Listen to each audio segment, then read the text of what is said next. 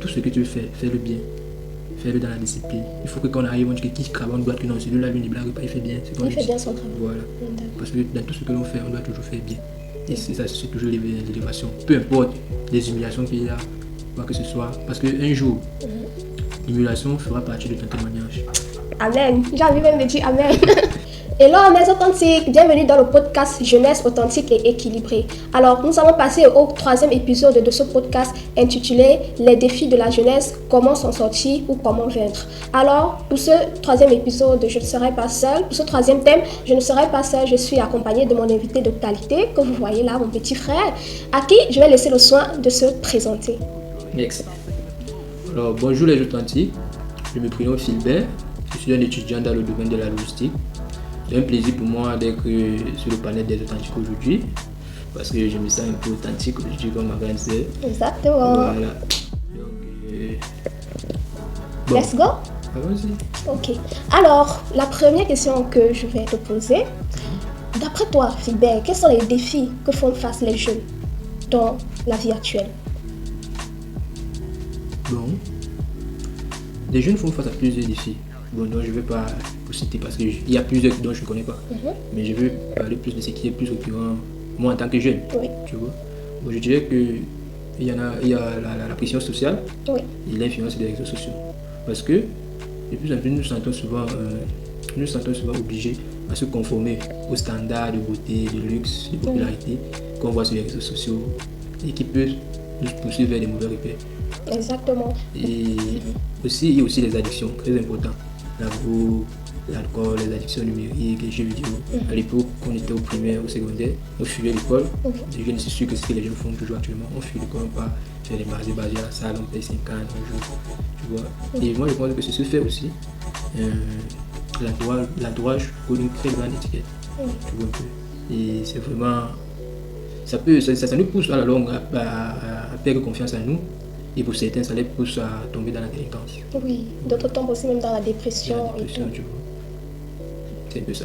Oui, comme tu l'as aussi bien dit en fait, et la Bible le dit aussi, les mauvaises compagnies corrompent les bonnes mœurs. Donc en tant que jeunes aussi, nous devons veiller vraiment sur nos fréquentations pour ne pas se laisser en fait emporter par la mode, les craintes, comme on dit souvent. Par exemple, tu viens d'une famille modeste, mais parce que tu as vu que ton ami a telle chose, a un iPhone, ou ton ami fait telle chose en fait, toi tu te sens délaissé. Et ce qui pousse souvent les jeunes en fait dans le vol, à faire certains trucs en fait, les jeux de loterie, ces choses-là qui sont dangereuses pour eux en fait, juste pour avoir l'argent afin de se conformer aux autres. Comment les autres sont. Et pourtant on n'est pas pareil, chaque humain est unique. Exactement. Et Dieu a un plan pour chacun d'entre nous. Donc avançons selon son temps. Et il mettons dans notre tête que tant que nous sommes en vie, on doit avoir espoir. Et on doit être sûr que on va obtenir ce que l'on veut si on travaille. Tu vois. Il y a un dicton qui dit que même on peut maudire à son jour de gloire. Donc ne soyons pas pressés. Laissons Dieu parler dans nos vies. Oui, exactement en fait. Le temps des hommes n'est pas le temps de Dieu. Donc chaque chose en son temps et selon la volonté de Dieu. C'est ce que moi je retiens. Alors la deuxième question que j'aimerais vraiment savoir, c'est est-ce que l'éducation vraiment joue un rôle dans le développement personnel des jeunes, que ce soit à l'école, au travail? Est-ce que l'éducation joue un rôle important? Oui, je dirais oui. L'éducation joue un très grand rôle dans le développement personnel des jeunes, même des adultes. Oui. Parce que même si tu es adulte, tu es mal éduqué, c'est mal fait. C'est que ça va se répercuter, ça va se voir très rapidement. Exactement. Donc je dirais que l'éducation, premièrement, l'éducation, ça éveille la curiosité en nous et ça encourage une réflexion critique. Oui. Donc c'est ça qui va nous permettre de mieux comprendre le monde. Exactement. Et aussi, je dirais aussi que l'éducation aussi nous permet d'avoir confiance en nous. Tu vois, ça nous permet d'avoir confiance en nous. De par nos connaissances qu'on apprend de la vie qu'on grandit, les compétences qu'on voit, toutes les expériences qu'on gagne, on obtient et tout. Pas que les authentiques se moquent de moi, le français. La langue de Molière, pardonnez, on s'exprime simplement. Oui. Donc l'éducation nous permet d'acquérir certaines compétences, connaissances. Et surtout aussi, l'éducation, comme tu l'as dit, l'éducation favorise aussi le développement personnel. Tu vois, en favorisant, en favorisant la discipline. Oui, la discipline, très important. La discipline, la persévérance, le respect. Quand tu es discipliné, tu sais que non, tu sais que j'ai un objectif à atteindre, mes parents comptent sur moi. Tu dois être focus. Focus.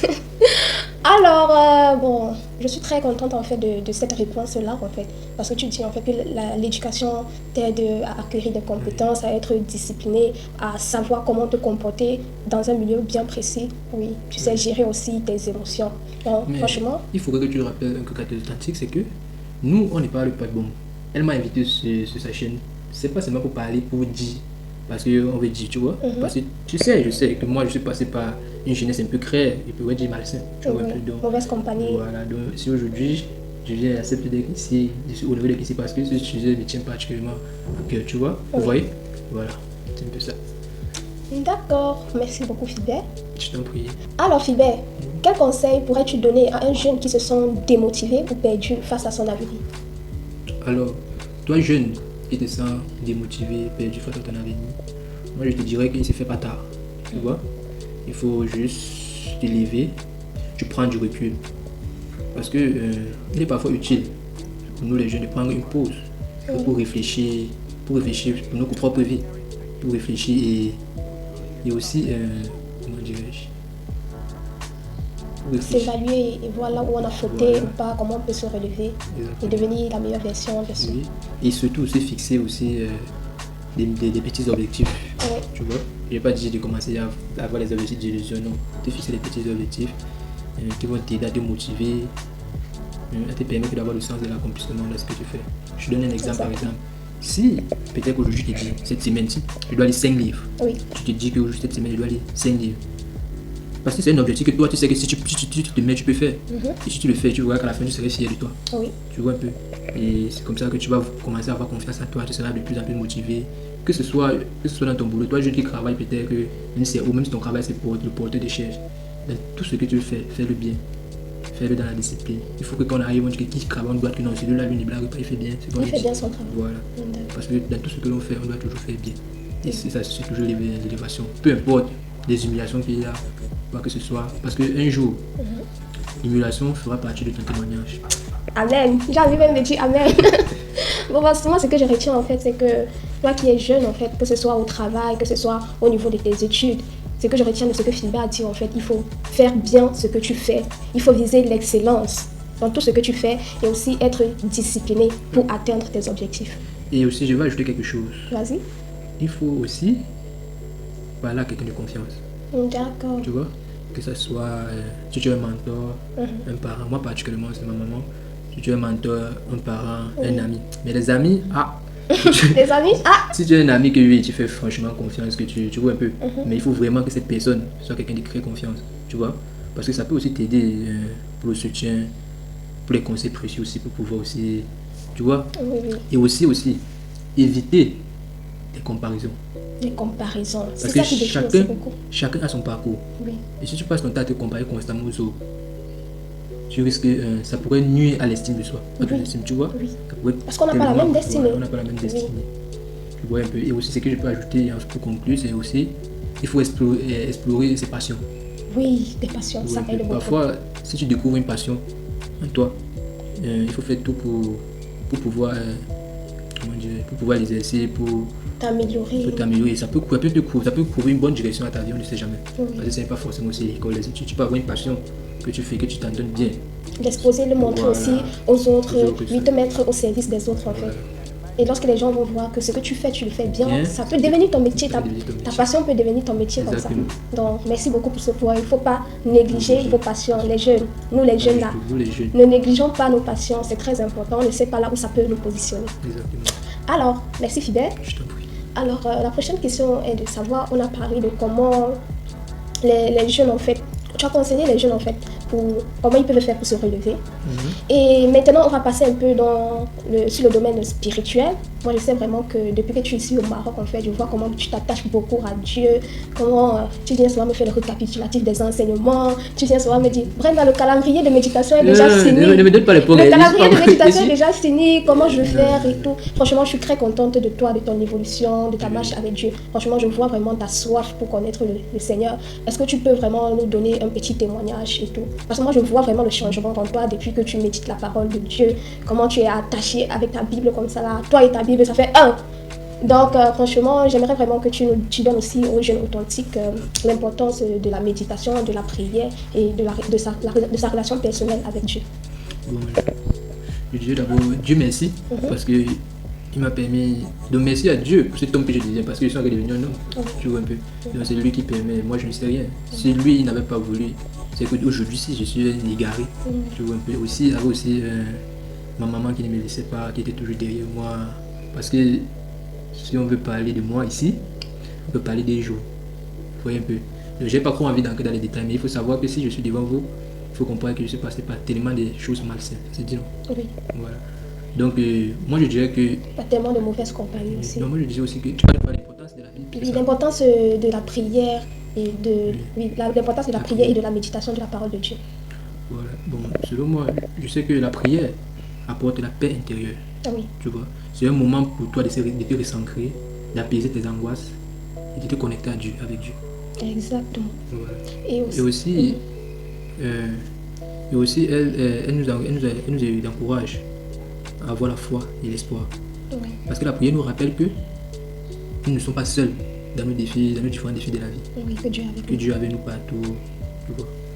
Maintenant, concernant Dieu aussi, poser la question Oui, comment tu peux dire, comment un jeune qui veut vraiment un nouveau-né spirituel, un bébé spirituel, comment tu peux lui dire en fait, comment il peut faire pour méditer la Bible en fait, comment il doit se comporter. Toi, quand tu étais à tes débuts, comment tu faisais en tant que nouveau-né chrétien? En tout cas, pour moi, c'était très simple. Tu vois. Vous pouvez vous fixer un jour dans la journée, un jour précis.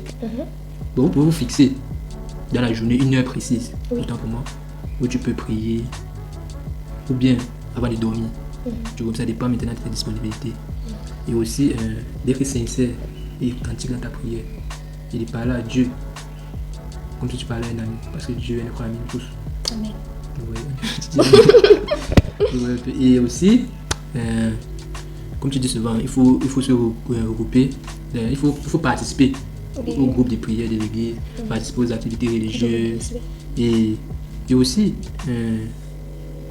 participer aux activités de l'église qui va vous permettre de s'inspirer des foi des autres. Oui. Tu vois, mais parfois tu peux être comme ça, peut-être je n'ai pas trop d'emblée dans la parole de Dieu. Mais quand tu vois peut-être la façon dont la personne prie, la façon dont la personne a la foi, tu as le goût, tu as l'engouement pour dire qu'il faut que Seigneur, permets-moi. Tu vois un peu, donc ça aide un peu. Donc si je comprends bien aussi, les jeunes ne doivent pas négliger l'église en fait, assembler leur communauté à l'église. Ça aide beaucoup. Parce que ça motive aussi, ça nous booste dans la foi. Exactement. D'accord. Alors Philbert, d'après toi, quelle est la place de la Bible dans la vie d'un jeune et comment peut-il appliquer tout ce qu'il apprend dans la Bible dans sa vie au quotidien? Bon, la Bible, il faut savoir que la Bible, pour moi, la Bible est une source de sagesse qui nous aide, nous les jeunes, mais pas seulement nous les hommes, les adultes. Oui, tout le monde en fait. Oui, qui nous aide à nous La Bible, c'est la parole de Dieu, la parole de vie quoi. Ça nous aide à nous guider dans nos décisions, dans nos comportements, tu vois un peu. Et aussi, elle nous aide à répondre à certaines questions. À certaines questions sur le sens de la vie. Sur le sens de la vie, la moralité, la manière comment on doit prendre l'autre, la manière de se comporter avec son prochain aussi. Un peu ça. Bon, l'autre question qui se fait, c'est quoi? C'est comment un jeune peut-il mettre en pratique tout ce qu'il apprend dans la Bible dans son quotidien? Moi, je parle, c'est un concept personnellement. Si tu dois lire un passage par jour. Oui, comme toi tu utilisais le calendrier de tu dois lire un méditation. passage par jour et prendre un moment pour méditer son message. Oui. Et aussi, tu dois respecter les valeurs enseignées dans la Bible. Oui. Comme surtout l'humilité, il faut être humble. Tu vois un peu. Et aussi la patience, la bienveillance aussi. Donc pour moi, c'est ça. D'accord.